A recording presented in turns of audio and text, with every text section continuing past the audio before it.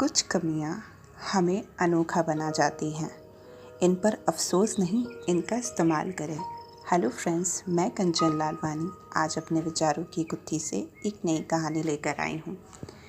बहुत समय पहले की बात है। किसी गांव में एक किसान रहता था। वह रोज़ भोर में उठकर दूर झरनों से स्वच्छ पानी लेने जाया करता।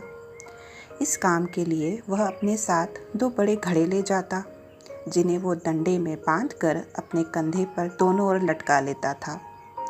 उसमें से एक घड़ा कहीं से फूटा हुआ था और दूसरा घड़ा एकदम सही साट।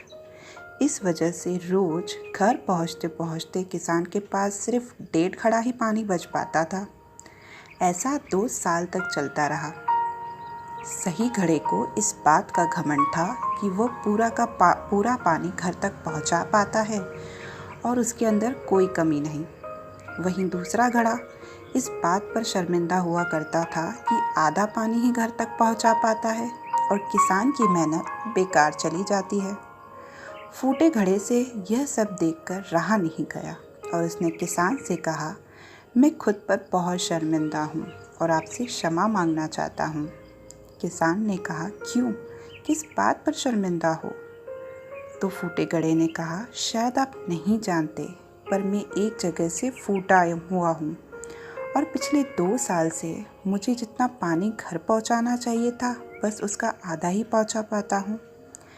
मेरे अंदर ये बहुत बड़ी कमी है और इस वजह से आपकी सारी मेहनत बर्बाद होती जाती है। किसान को घड़े की बात सुनकर थोड़ा दुख तो हुआ, पर वह बोला, कोई बात नहीं, मैं चाहता हूँ कि आज लौटते वक्त तुम रास्ते में पड़ने वाले सुंदर फूलों को देखो। घड़े ने ठीक वैसे ही किया। वह रास्ते पर सुंदर फूलों को देखता हुआ आया। ऐसा करने से उसकी उदासी कुछ दूर हुई, पर घर पहुँचते पहुँचते फिर उसके अंदर से आधा पानी गिर चुका था। वो इस बात को देखकर मायूस हो गया और किसान से क्षमा मांगने लगा। किसान बोला, शायद तुमने ध्यान नहीं दिया, पूरे रास्ते में जितने भी फूल थे वो सब तुम्हारी तरफ ही थे, सही घड़े की तरफ एक भी फूल नहीं था।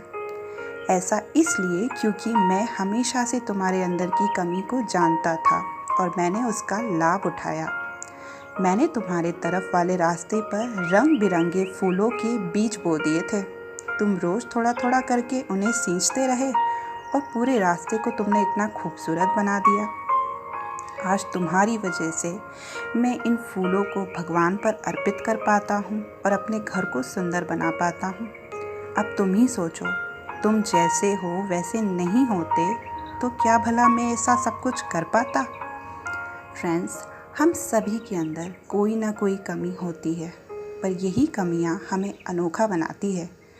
उस किसान की तरह हमें भी हर किसी को जब वो जैसा है वैसे ही स्वीकारना चाहिए और उसकी अच्छाइयों की तरफ ध्यान देना चाहिए।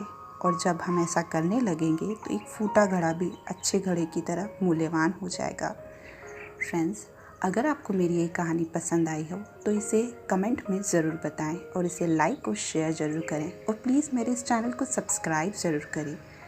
फिर मिलूँगी अपने नए विचारों के साथ एक नई कहानी लेकर। जुड़े रहिए मेरे इस चैनल से। Thank you.